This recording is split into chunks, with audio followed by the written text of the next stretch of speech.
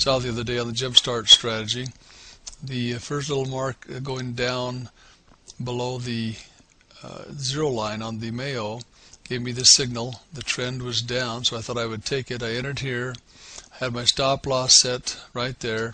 So the stop loss was about 7 pips when I was looking for 5.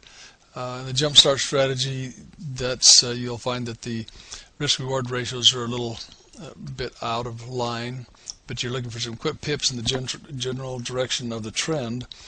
And then I got my pips out. Now keep on looking at the Mayo down here and watch what it does. Is it goes down a little bit, then curves back up, like how it just went sideways. And then it's a little bit up there. The hot line started to curve up, so I started watching for an entry. I figured, well, there'll be another 5 pips possibly going back up the other way.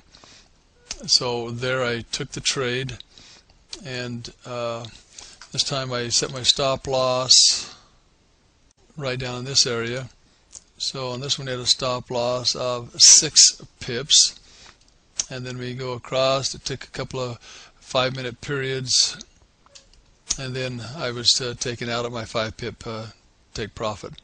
So because of the angle, the way it was set up, I just figured there were not a lot of risk, even though I was risking maybe a pip or 2 more than I was going to gain on the trade. It worked out. Most of the time it does. Occasionally you lose 1, but you'll win more than you lose if you time it right and learn how to read the signals. So this trade did go on, and I could have made a few more pips out of it, and then it started getting in the braided area. So because it was going against the trend, I wanted to get in, get out, and go do something else, because I put it on and actually went and did something else, and that when I came back I had my profit on it. Thought that might be of interest to you, and happy trading. Bye.